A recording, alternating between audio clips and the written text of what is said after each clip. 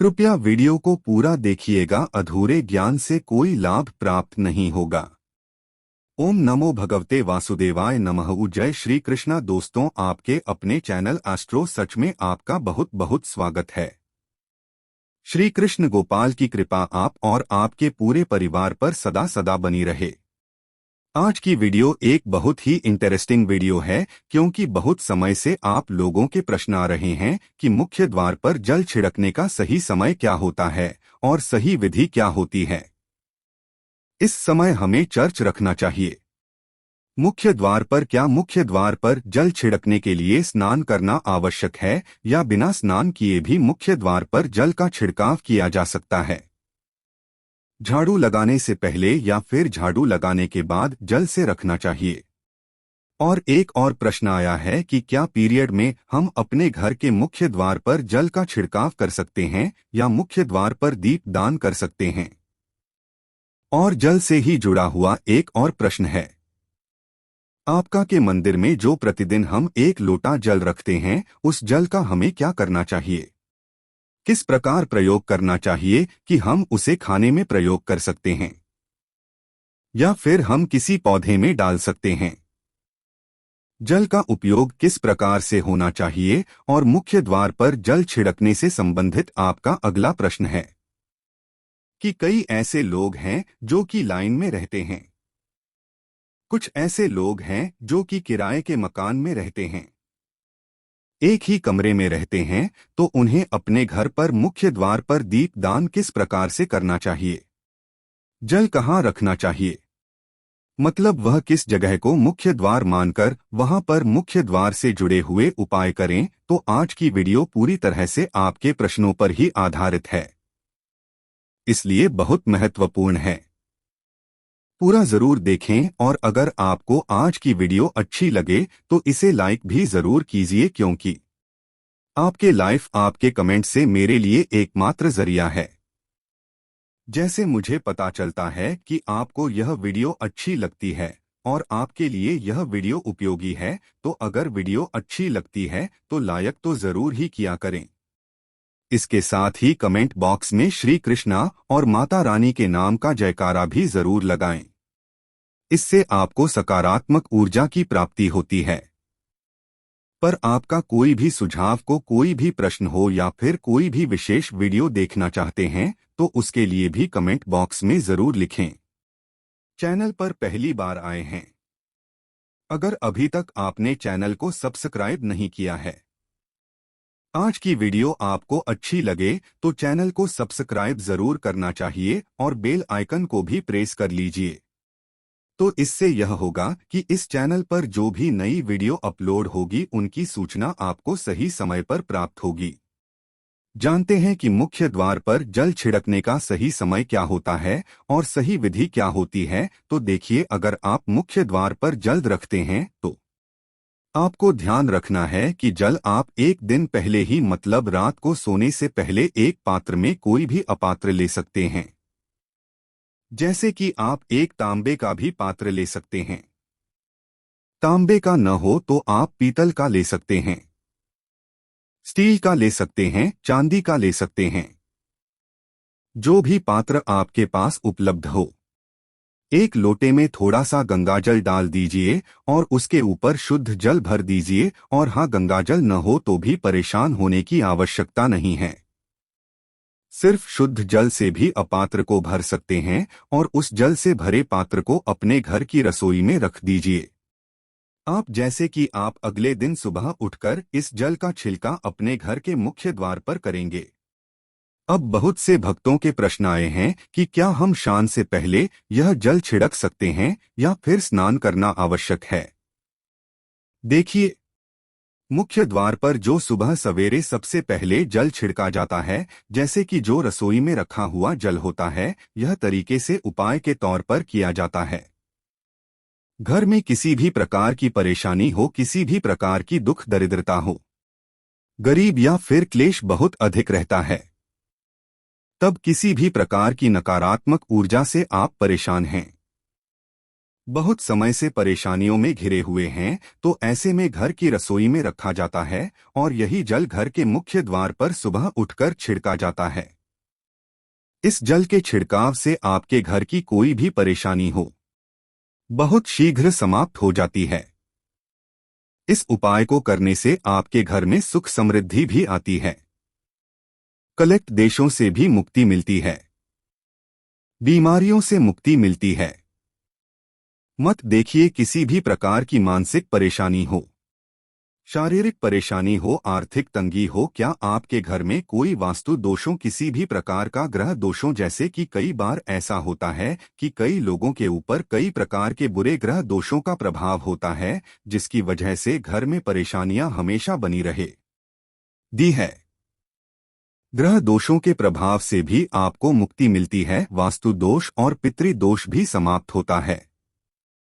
इसके साथ ही जैसे कि बहुत से लोगों के प्रश्न होते हैं कि उनके ऊपर किसी ने कुछ कर करा दिया है, उनके परिवार में किसी भी प्रकार की पहले कोई परेशानी नहीं थी, अभी कुछ समय से परेशानी और लगातार आती ही जा रहे हैं और कोई रास्ता नहीं मिल रहा है। परेशानी से निकलने का तो किसी के भी किए कराएं। तंत्र मंत्र का प्रभाव, किसी की बुरी नजर का प्रभाव हो तो भी आपके इस उपाय से, मतलब इस एक लोटा जल से, आपकी परेशानी स्वतः ही कुछ दिनों में समाप्त हो जाती है। तुझे घर की सभी परेशानियों से मुक्ति पाने का रामबाण और सबसे सरल, सबसे आसान उपाय होता है जो हमारे साथ दो। आप अपने घर की रसोई में एक लोटा जल रखी रात में भरकर और प्रातःकाल जल्दी उठकर उसी जल से अपने घर के मुख्य द्वार पर छिड़काव की थी। अब जैसे कि बहुत से लोगों के प्रश्न आते हैं कि यह जल हमें इस समय अपने घर के मुख्य द्वार पर छह रखना चाहिए, तो देखिए, सुबह सूर्योदय होने से पहले इस जल का छिड़काव आपके घर के मुख्य द्वार पर हो जाना चाहिए। अब चाहे इसके बाद आप किसी भी दूसरे जल से अपने घर के मुख्य द्वार को होते हैं तो बाद में भी तो सकते हैं, कोई समस्या नहीं है, लेकिन इस जल का छिड़काव घर के मुख्य द्वार पर सूर्योदय होने से पहले। और अब जैसे आपका अगला प्रश्न है कि क्या हमें स्नान करके इस जल का छिलका अपने घर के मुख्य द्वार पर करना चाहिए या फिर बिना स्नान किए भी कर सकते हैं। यह जो हम जैसे लगते हैं मतलब के उपाय होता है, तो इसे हम स्नान करने के बाद नहीं करते हैं। सुबह जल्दी उठते हैं और उठकर सबसे पहले घर की रसोई में जाएंगे। उसके बाद उस जल को लेकर आप घर के मुख्य द्वार पर जाएंगे। मुख्य द्वार खोलकर, मतलब मेन गेट खोल दीजिए और उसके बाद मुख्य द्वार पर किसी जल का छींटा दीजिए, छिड़काव कर दीजिए और जल का छिड़काव करते समय अपने पितरों का ध्यान कीजिए। माँ लक्ष्मी का ध्यान कीजिए, क्योंकि कहा जाता है कि सुबह सुबह महालक्ष्मी प्रत्येक द्वार पर आती है, सबके द्वार पर आती हैं, जिनके भी द्वार खुले होते हैं, जिनके घर में जल का छिड़काव मुख्य द्वार पर हुआ रहता है, उसके घर में वह प्रवेश कर जाती हैं। तो माँ लक्ष्मी का अपने मन में ध्यान कीजिए और एक तरह से प्रार्थना की है, माँ लक्ष्मी आप मेरे घर में प्रवेश करें, मैं आपका स्वागत करने के लिए तैयार हूँ। और इसके बाद अपने पितरों का ध्यान कीजिए, क्योंकि हमारे घर की दहलीज होती है, वहीं पर पितरों का वास माना जाता है।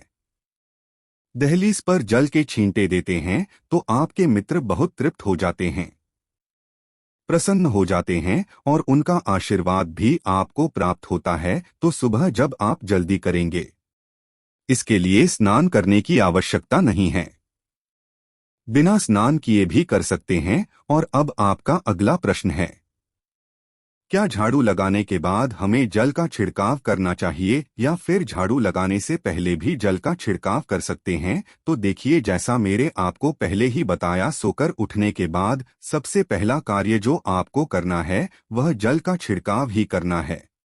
उसके बाद आप झाड़ू लगा सकते हैं, लेकिन एक चीज का ध्यान रखिए, जब हम सोकर उठे हैं तो सबसे पहले बिस्तर पर बैठे हुए हैं, अपने दोनों हथेलियों को जोड़कर, दोनों तीनों को सामने से जोड़कर पूरी हथेली को देखा जाता है, उसमें मां लक्ष्मी का ध्यान किया जाता है।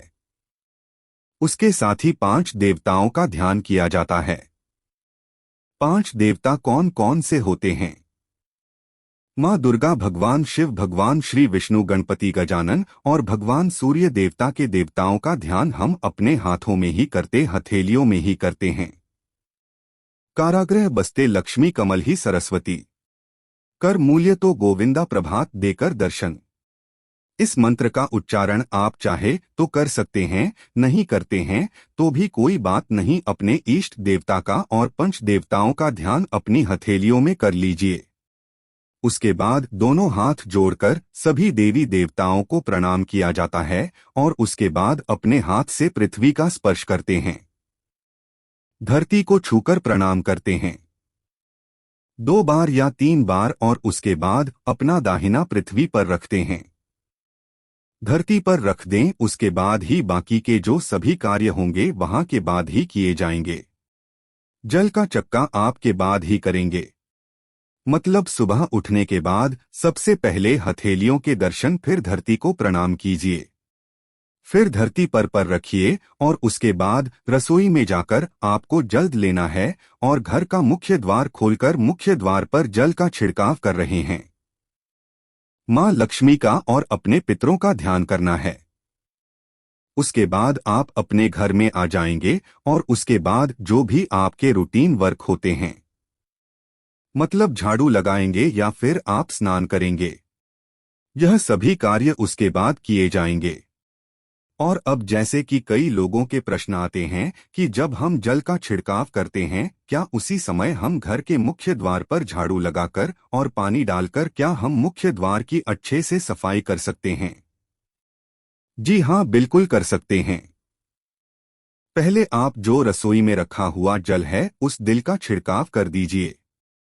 उसके बाद और भी पानी डालकर, मतलब अगर आपके पास जल और उपलब्ध है तो और जल लेकर और घर के मुख्य द्वार की अच्छी तरह से झाड़ू से या कैसे भी सफाई कर सकते। और कई लोगों के प्रश्न है कि हम किसी फ्लैट में रहते हैं या फिर किसी ऐसे कमरे में रहते हैं, किराए के कमरे में, कि हमारे पास एक ही कमरा है तो हम जल का छिड़काव या फिर दीपदान कहाँ पर करें, किसे हम अपना जो आपका अपना कमरा है या फिर जो फ्लैट है आपका जहां पर आपका ने प्लेट लगा हुआ है, आप उसी स्थान पर दीप दान करेंगे और उसी स्थान पर आपको जल का छिड़काव करना है।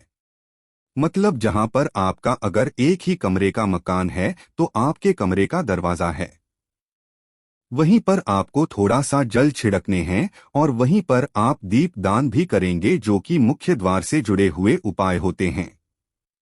वह आप अपने घर के, मतलब जो अपना कमरा है उस बिल्कुल दरवाजे के पास ही करेंगे। और आपका अगला प्रश्न है कि क्या पीरियड्स में हम अपने घर के मुख्य द्वार पर जल का छिड़काव कर सकते हैं, दीप दान कर सकते हैं? देखिए, जल का छिड़काव करने के लिए पीरियड हो या न हो उसे कोई फर्क नहीं पड़ता, जल का छिड़काव कर सकते हैं। रही बात दीप दान की, 2 दीप दान दें कि कार्मिक पूजा में आ जाता है और कार्मिक पूजा हम बिना शुद्ध हुए नहीं कर सकते हैं, मतलब पीरियड्स समाप्त होने के बाद ही आप कर सकते हैं। बाकी जल का छिड़काव आप कभी भी कर सकते हैं, पीरियड्स में भी कर सकते हैं, कोई समस्या नहीं है। और अब आपका प्रश्न है कि क्या मंदिर में जो हम जल रखते हैं क्या वह रखना जरूरी है, और अगर हम रखते हैं तो उस जल का क्या करें? देखें, मंदिर में जल रखना बहुत आवश्यक है। जल एक ऐसी चीज होती है जिसमें सभी प्रकार की जो एलर्जी होती है और गर्म हो जाती है, तो जो हम पूजा पाठ करते हैं, मंत्रों का जप करते हैं या वहां पर प्रार्थना करते हैं, जो भी हमारे अपने मन की कामना भी कहते हैं भगवान से, तो सभी चीजें उस जल में समाहित हो जाती हैं। इसलिए पूजा करने से पहले घर के मंदिर में 1 लोटा जल रखा जाता है और उसके बाद दीप दान मत कर एक दीपक प्रज्वलित कर दिया जाता है। अग्नि और जल का एक तरह से बैलेंस भी हो जाता है और इसलिए शास्त्रों के अनुसार घर के मंदिर में 1 लोटा जल भी हमेशा होना चाहिए और दीपक जी प्रज्वलित करना चाहिए। तो अब इस जल का करना क्या?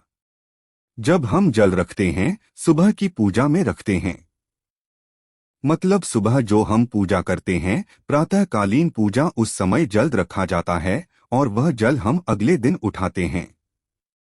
मतलब जब आप अगले दिन पूजा करने जाते हैं, शादी करने के बाद, तो आप उस जल को उठाते हैं। सबसे पहले तो जल का प्रयोग सुन लीजिए।